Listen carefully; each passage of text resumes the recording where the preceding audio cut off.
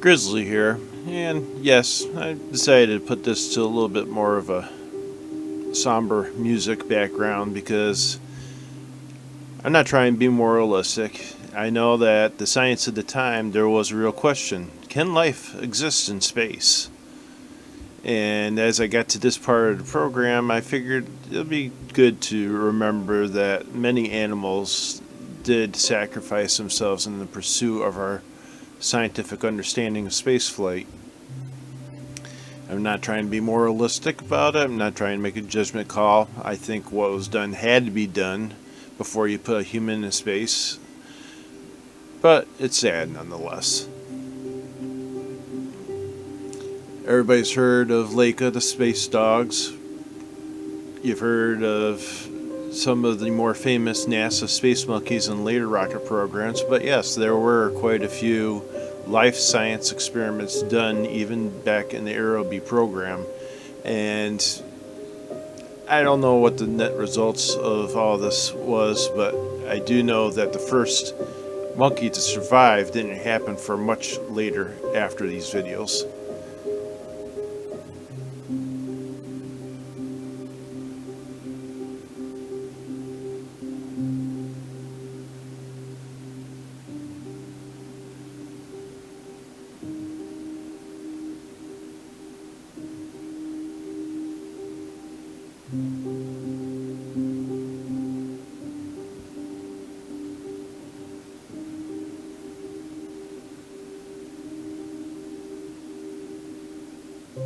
January 17th, 1953, and the Claw 5 is on the pad. Claw 5 is a two-stage rocket.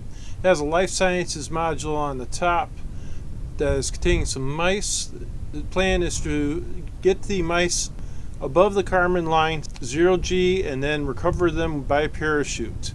In order to do this, we also do not want to exceed the hard line for G-force. Prefer to keep it below the red altogether. 9 G's is about the point where a human will pass out, and 10 could kill you.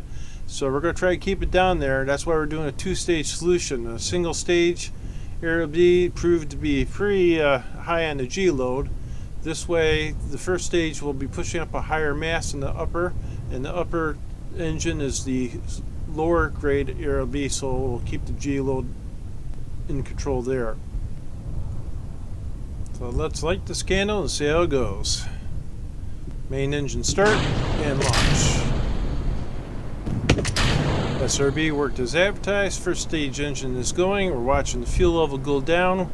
When it approaches 0, we'll blow the covers off the inner stage fairings and start the second stage engine in preparation for separation and launch of the second.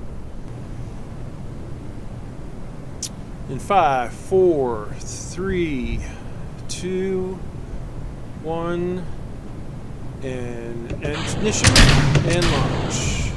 And we've got a good launch in the second stage.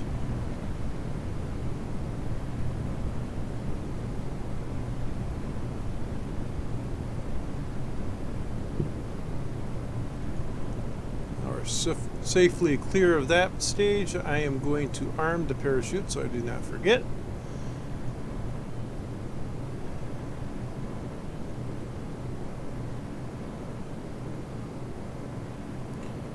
Passing 4 G's.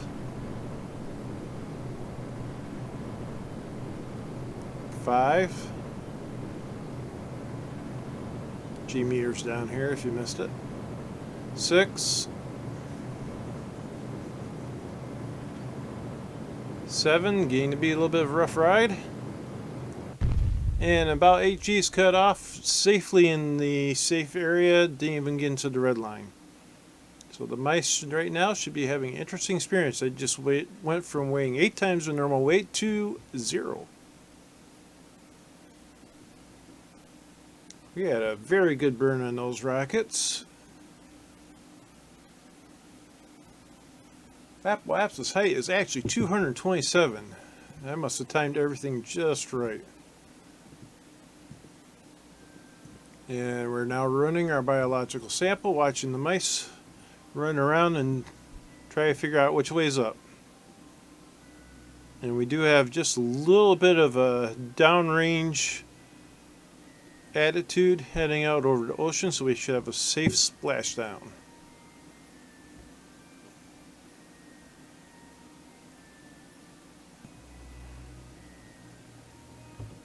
As we head for Apoapsis, let's take a look around. We got a pretty good view in this flight.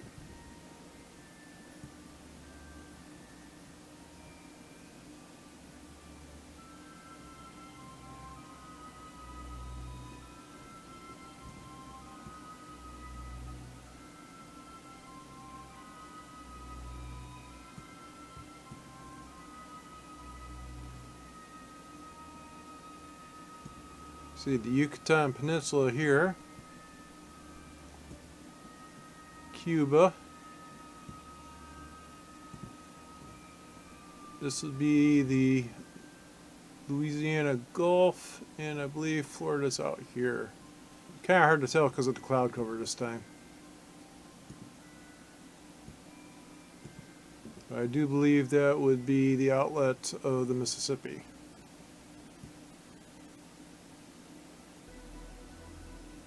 We already picked up enough science that we've picked up an upgrade point. Very good news there. And we have gotten quite a bit of information on this first run. Still at 170 kilometers up.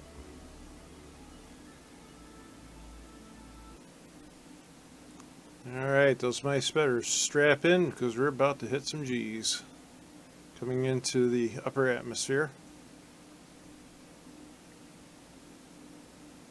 As always, I'm hoping for quite a bit of wobble here. Hopefully getting some air braking in the upper atmosphere. That would help.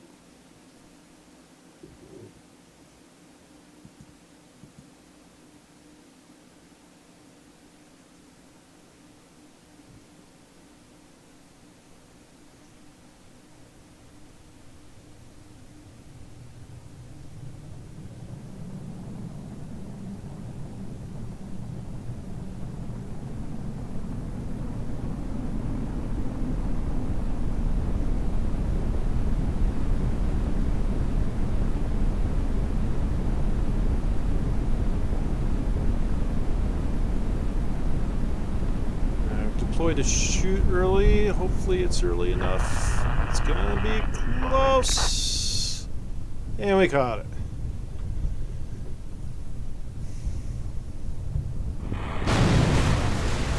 That is the disadvantage of trying to recover your whole rocket is, yeah, if I waited for that to automatically deploy, we would have definitely hit way too hard, too fast.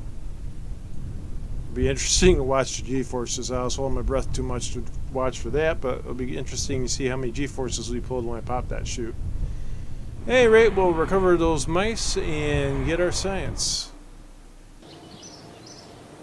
So with a whopping 22 science brings our total up to 28.2 points, gives us an upgrade point, which I'm not going to use here. You'll see why in a second.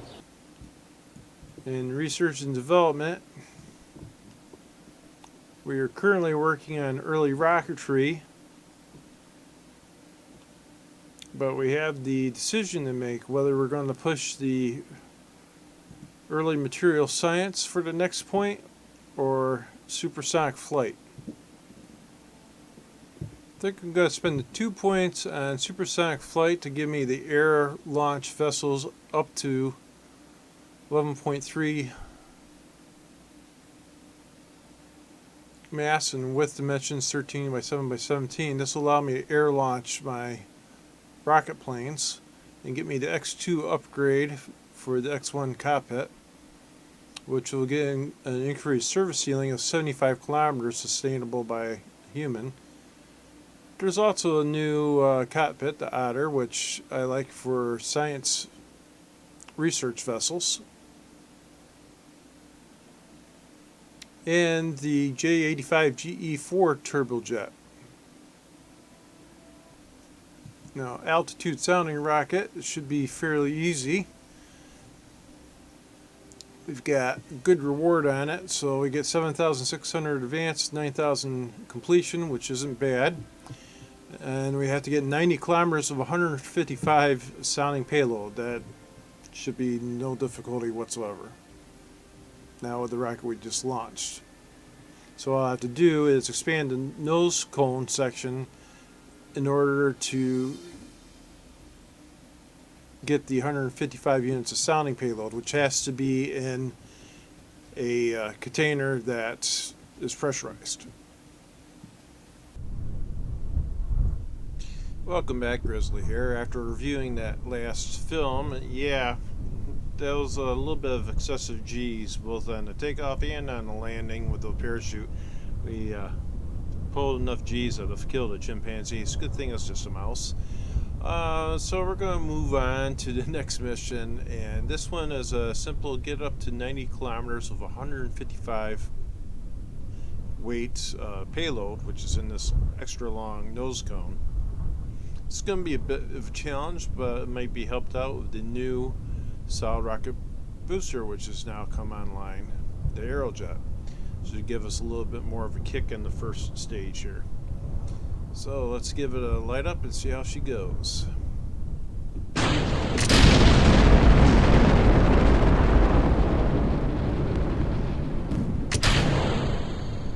we're on our way. Aerojet's a little bit of a gentler kick in the pants than the first booster. Ignition. Launch. And off we are.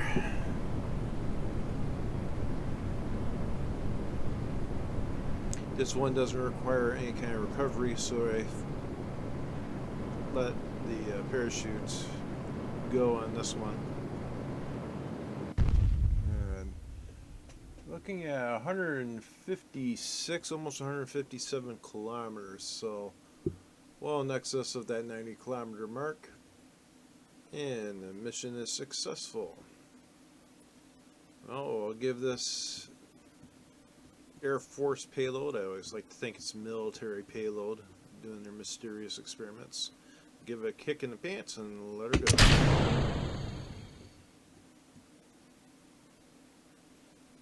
I now have another base, this one out in California, and so we got White Sands is producing another rocket, and out in California we've got a third rocket being produced, and we just launched this one so we can start this one. So we now got some production going, can do you know, a little bit of an increase in our launch cadence, and so I can start making proper first stages and start going even further downrange. Eventually we gotta be able to shoot out all the way past Florida.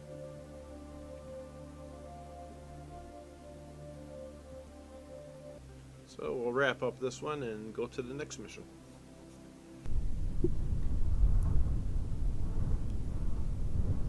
Keeping up the cadence, we have Claw 7 on the pad with Life Science Mission 2. This one has decoupler so we can detach it from the lower rocket section and hopefully not have such a tremendous impact when the parachutes deploy. Launching in 3, 2, 1, ignition and launch.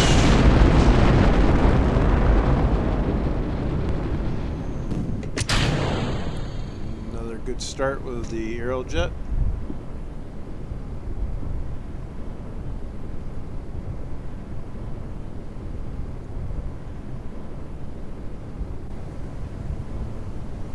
alternating between missions. The early missions involve either doing these life science missions with increasing payloads or with recovery, or getting heavier and heavier payloads to various orbits for the Air Force. That one does not need recovery. That was the last one we just did. Mission. And we're on our way.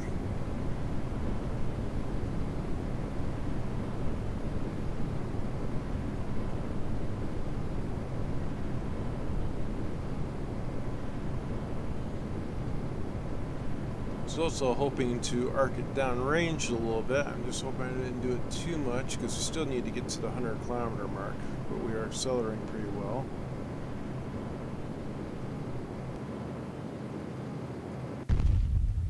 And we got a little bit of high G's, but not as bad as before. So as I said, this time we're to make it a little more comfortable for our little furry passengers. We're going to decouple the back section. Once we get into the out of the upper atmosphere. And this one should flip over and come down back end first.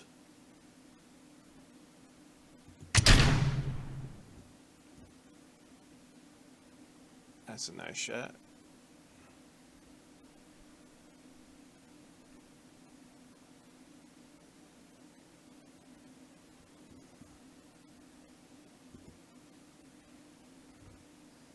Or 36 kilometers.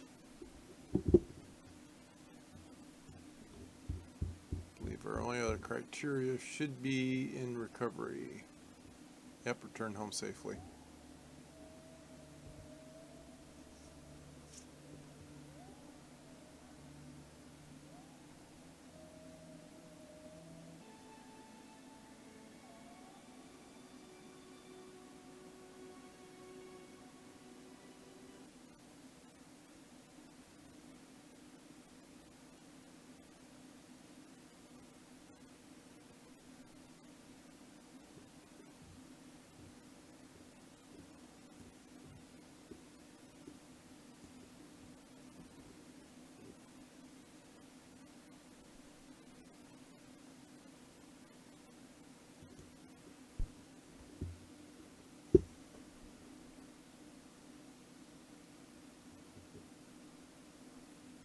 Alright, coming in, we're a little over 1,700 meters per second, which should be good.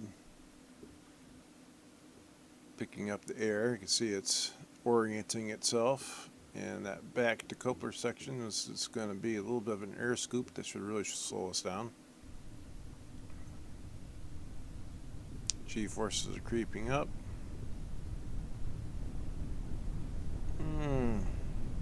That's tough. Survivable, but human might black out.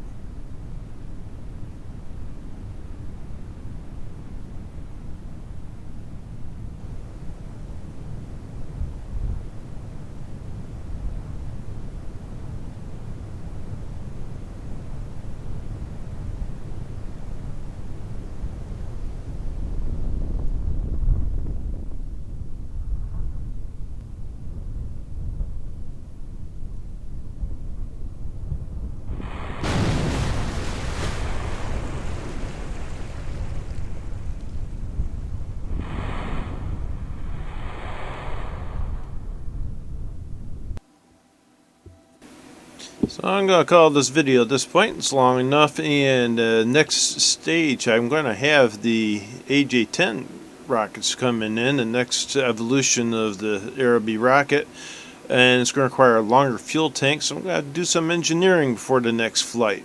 But we should be getting a little further down range, a little higher, heavier payloads, and pretty soon be ready to get some long-range contracts and work towards orbital. We'll see you at the next episode.